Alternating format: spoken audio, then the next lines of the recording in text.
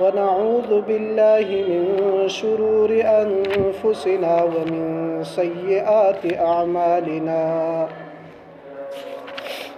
من يهده الله فلا مضل له ومن يضلله فلا هادي له ونشهد أن لا إله إلا الله وحده لا شريك له ونشهد أن سيدنا ومولانا محمدا عبده ورسوله أما بعد فأعوذ بالله من الشيطان الرجيم بسم الله الرحمن الرحيم قال الله تبارك وتعالى في كتابه المجيد وفرقانه الحميد ولقد أرسلنا رسلا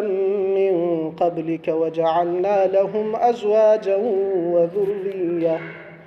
وما كان لرسول أن يأتي بآية إلا بإذن الله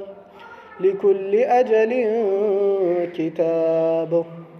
يمحو الله ما يشاء ويثبت وعنده أم الكتاب صدق الله العظيم وبلغنا رسوله النبي الكريم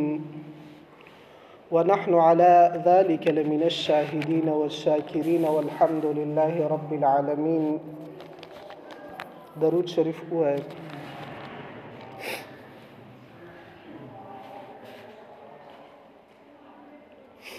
ډېر زیات عزتمندو محترمو مسلمانانو کشرانو مشرانو زمونږ د سیرت سلسله روانه وه او په تیر خطباتو کې موږ د نبی علیه الصلاة والسلام د سیرت څه حصه ویلې وه چې په هغې کې د خاندان او دغه رنګې د پیدایش نه واله تر د مدت رضاعته پورې او د هغې نه بعد بیا د شق صدر چې کومه واقع شوي وه نو هغه مونږ په تیرو خطباتو کې ویلي دي نن چې مونږ خپل د دې خطبې او د دې تقریر آغاز کوو نو هغه د نبی علیه الصلاة والسلام د عمر چې کله شپږ کاله پوره شو د هغې نه بعد کوم واقعات شوي دي نو هغه به نن ذکر کوو نو په دې کې لویه واقعه د نبی علیه الصلاة والسلام د مور بیبي د دنیا نه د رحلتو کله چې حضرت حلیمه سعدیه رضی الله تعالی عنها نبی علیه الصلاة والسلام خپل مور ته واپس کو او هغه په دې یره باندې چې چرته څوک د ماشوم ته نقصان ونه رسي بیا نبی علیه الصلاة والسلام د مور بیبي سره وو د نبی علیه الصلاة والسلام عمر چې کله شپږ کالو ته ورسېدو نو د نبی علیه الصلاة والسلام یو نیا وه چې دا د حضرت هاشم بابا د هغې کور واله و او د حضرت عبدالمطلب صاحب چې د نبی علیه الصلاة والسلام نیکه و د هغه مور وه نو د امینی بیبي دا اراده وکړه چې زه د نبی علیه الصلاة والسلام به د هغو کره بوځم مدینې منورې ته هغه د مدینې وه او دغه رنګې د نبی علیه الصلاة والسلام پلار چې کوم حضرت عبدالله صاحب و د هغې وفات عملته شوی نو د پلار هغه خپلوان به هم ورته وښیم او دغه رنګې د پلار قبر وغیره دا به هم ورته وښیم نو شپږ کاله عمر چې د نبی علیه الصلاة والسلام شو د نبی علیه الصلاة والسلام مور بیبي د حضرت ام ایمن سره نبی علیه الصلاة والسلام واغسته او د مدینې په سفر باندې لاړه ام ایمن د دې تذکره موږ مخکې خطبو کې کړې وه دا هغه زنانه وه دا د نبی علیه الصلاة والسلام د پلار حضرت عبدالله صاحب وینځه وه او بیا د هغه نه په میراث کې نبی علیه السلام ته پاتې شوی وه خپل نوم یې برکه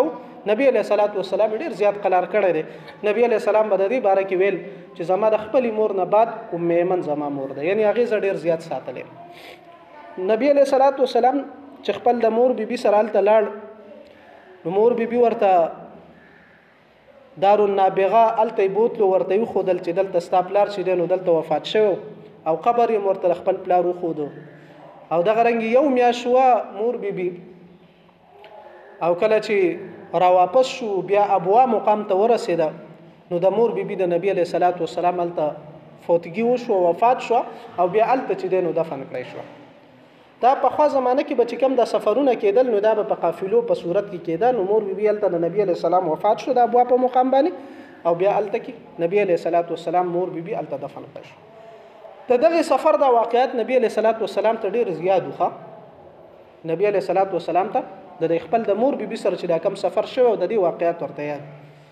د هجرت او د نبی علیه الصلاۃ والسلام چې کله بیا مدینه ته هجرت وکړ هغه ځای نه ورته ټول معلومو. صحابه کرامو ته به کله ناکله دا واقعیت تذکره کوله.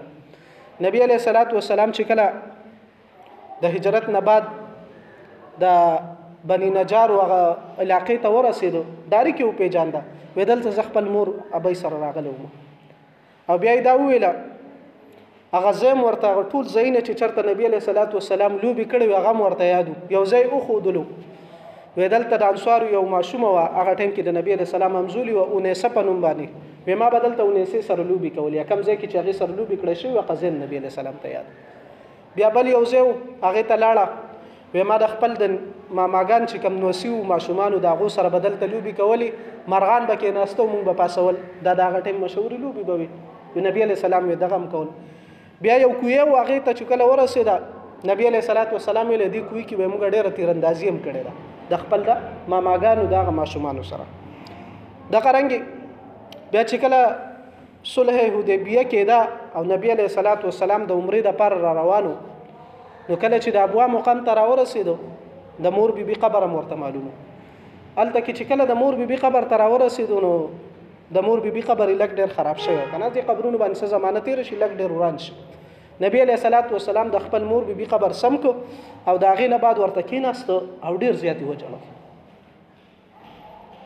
صحابه کرامو چې کله نبي علیه صلات وسلام ولیده په دې حالت کې نو هغه هم ورسره وجړل. بیا یې ورته وویل د الله رسوله صلی الله علیه وسلم تا خو په دې مړو باندې د جړا نه منع کړی و چې ته به چې دی نو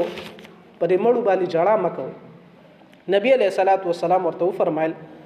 ادرکتنی رحمتها فبکیتو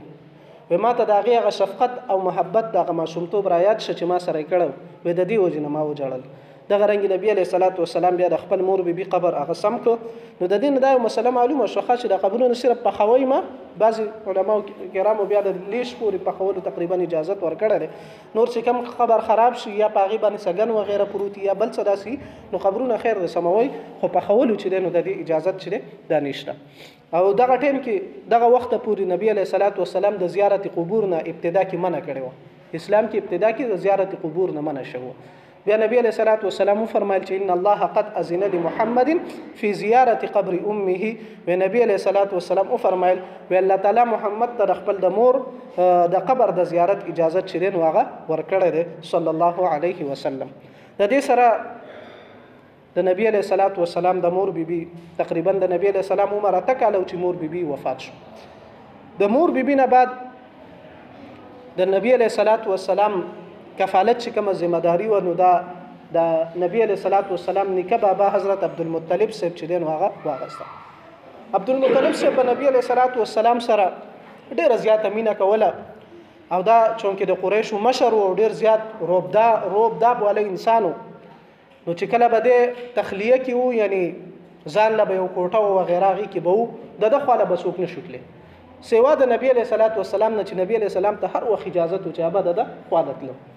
خانه کعبه کې هغه ټایم کې سوري ته به چې کم طرف ته منور لګېدو بل طرف ته سوري ته به د حضرت عبدالمطلب صاحب دپاره یو چټایي وغیره واچولی شوه د هغه ټایم سره چې سم وو نو په هغې باندې بل چاته د ناستې اجازت نه و. نبي علیه صلات وسلام به تلو په هغې باندې به کېناسته. کله ناکله به د ترونو چې دی نو د نبي علیه صلات وسلام نبي علیه السلام به یې لږ لږ را دې خوا کوو وی بابا خواله مزه هغې به زما دا زوی ما ته راپرېږدئ وی دا ډېر لوی شخصیت به جوړېږي انشاءالله تعالی. کله ناکله به ویلې زما په د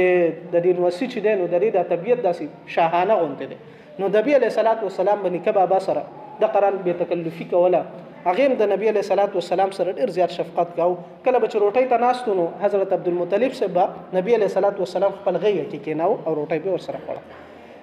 بیا چې کله نبي علیه صلات وسلام عمر 8 کالو ته ورسېدو نیکه بابا یې هم وفات شو. دغه میمن کم چې نبی علیه الصلاۃ والسلام د ماشومتوب نه هغې قلار کړی هغه بیان کوي چې نبی علیه الصلاۃ والسلام نیکه بابا چې کله وفات کېده عبدالمطلب صاحب نو نبی علیه الصلاۃ والسلام د هغې سر ته ولاړو او جړلې دغه رنګې د نبی علیه الصلاۃ والسلام نیکه بابا حضرت عبدالمطلب صاحب چې کله وفات شو بیا د کفالت د ذمہداري چې د نو د ابو طالب ته میلاو شو د ابو طالب څخه خپل نوم ابو طالب نو د دې خپل نوم عبد مناف او د مشر زوی نوم طالب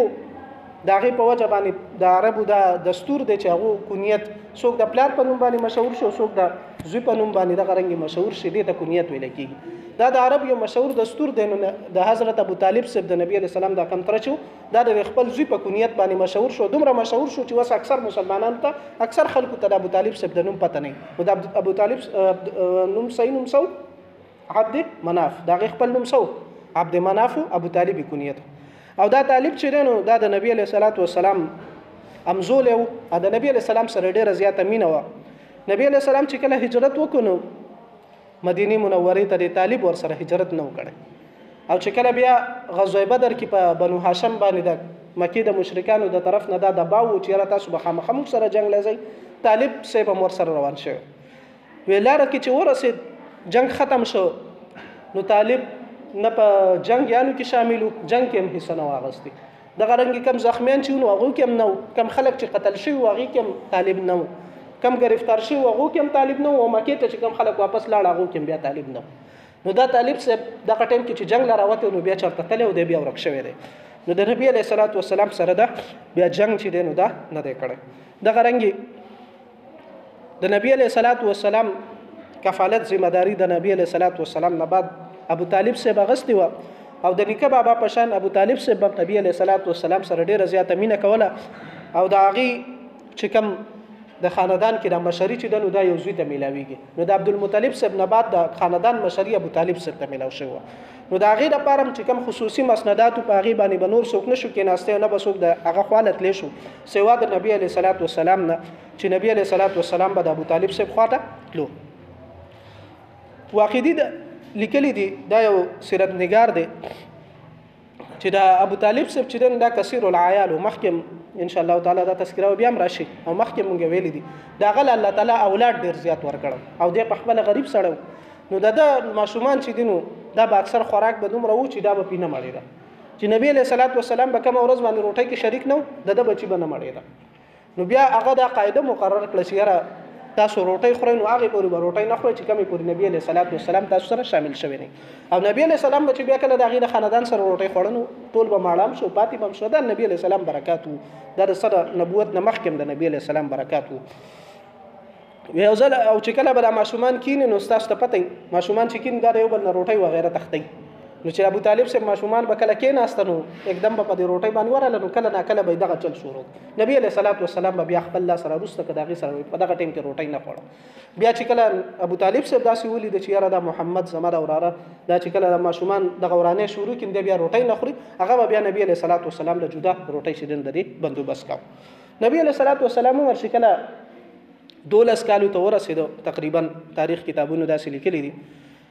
نو او د خپل د دې تر غربت او د دې خاندان ته چې کله وکتل نبی علیه الصلاۃ والسلام د معاش سوچ شروع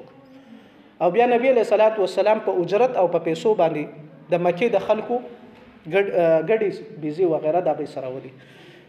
یو ځل نبی علیه الصلاۃ والسلام ارشاد او فرمایو چې په دې دنیا کې یو نبی هم داسې نه دی تیر شوی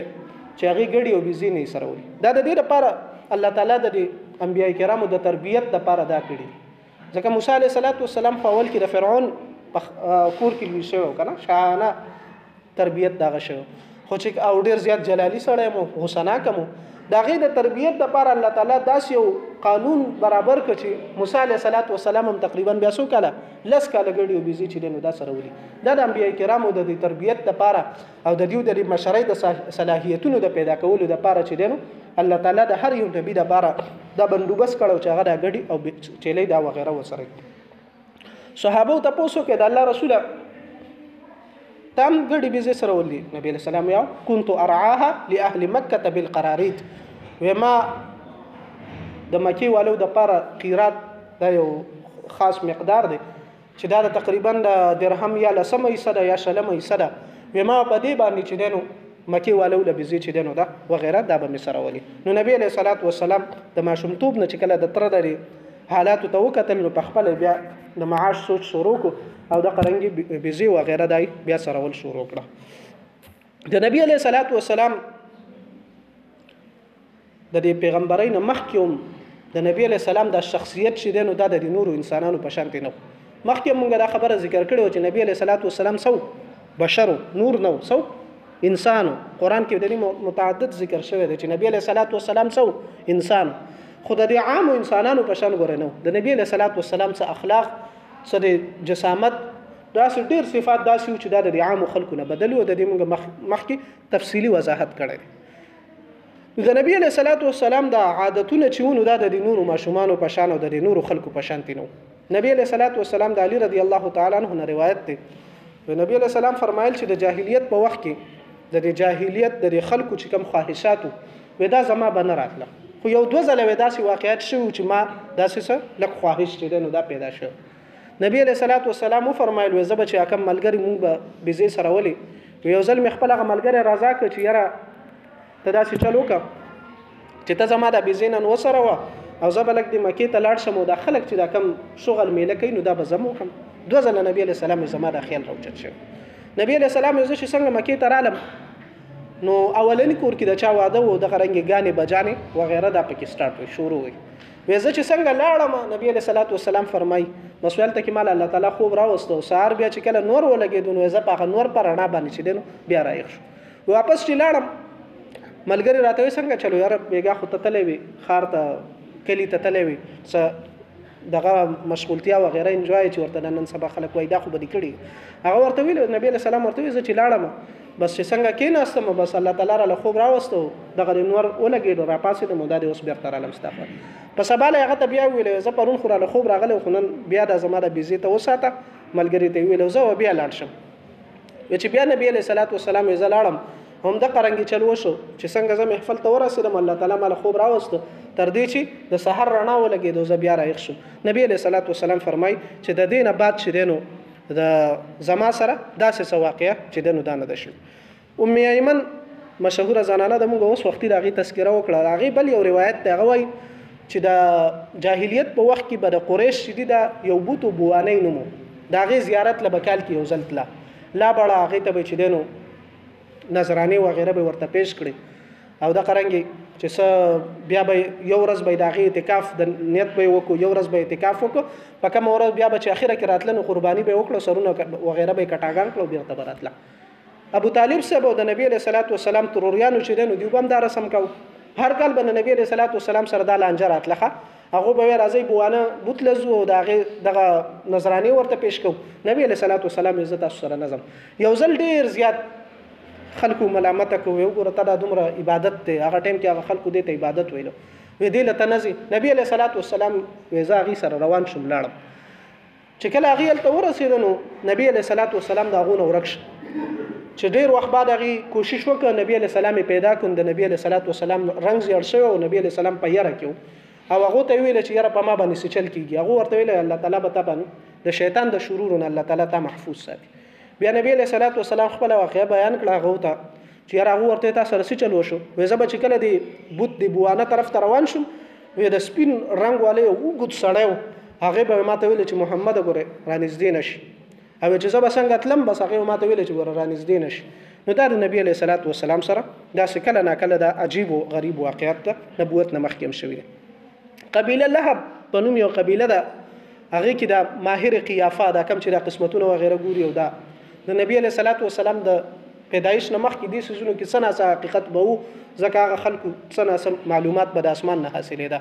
اوس د نبی علیہ السلام چې کله بعثت شوی د نو ګره دا قصې ټولي دروغ دي او کڅوک لاړه چاته ویل چې مال قسمت معلوم کړه قسمت معلومول کې هم سره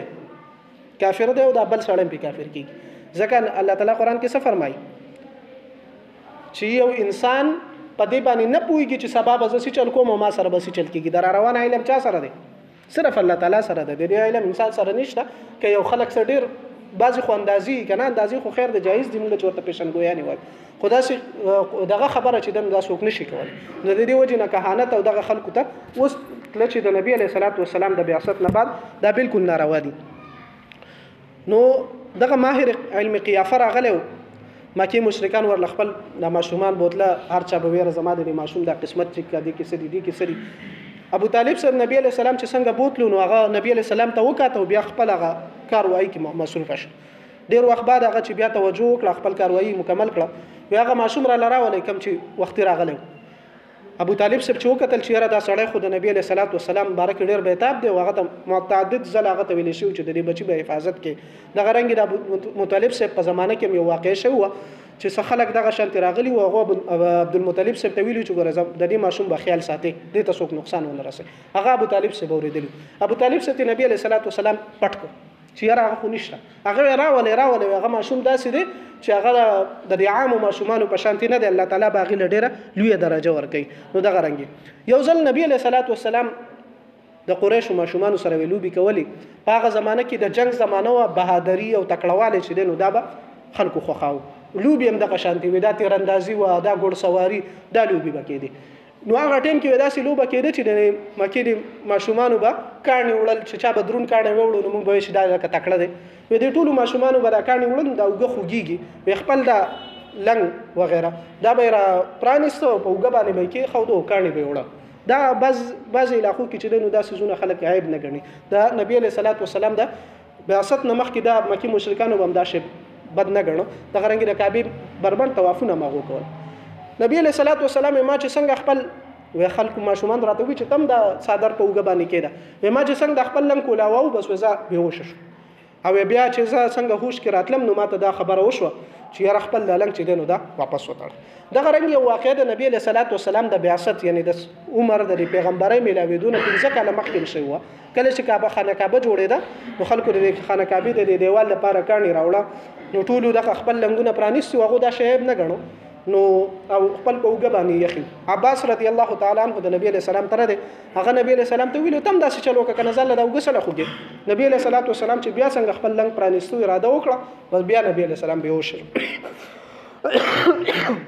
او چې څنګه هوش کې راغی نبی علیه السلام زما لنګ او بیا یې ویله نبی علیه الصلاۃ والسلام بعضې روایاتو تاریخي کې داسې راغلي دي چې ماته د غیب نه داسې اواز راغی چې خپل لنګ چې دی نو دا وتړه. نو نبی علیه الصلاۃ والسلام د بعثت نه مخکې چې دی د داسې بېحیایۍ د برهنګۍ او داسې د نور چې د بد صفات په دې خلکو کې دي په معاشره کې دي د دې نه محفوظ الله تعالی ساتلی او دا د دې لپاره ساتلی چې کله 40 کاله پورې هغه پاکه زندګي تېره کړه او دا ضروري د پیغمبر دغه لپاره او بیا چې کله هغه د دین دعوت ورکاو نو د چاته پیدا اعتراض نه و چې یاره تا خو په پلان کې ځای کې داسې چل کړی دی په پلان کې ځای کې دی داسې اوس زموږ په دې زمانه کې هم چې څوک بل سړي ته وایي مونځ له لاړ شه وایي دا ما ته وایي مونځ له لاړ شه پرون یې داسې چل کړی بله ورځ یې داسې چل کړی دا کوم خلک چې د دین شوقیان نه وي نو دا بیا خلکو کې عیبونه راوباسي. نبي علیه الصلاۃ والسلام باندې داسې اعتراض د اکشام نو دا د نبي علیه الصلاۃ والسلام سیرت ان شاء الله تعالی تقریبا دغه ځای پر موږ حصه وویله. نور را روانه حصه به پر روانه جمعه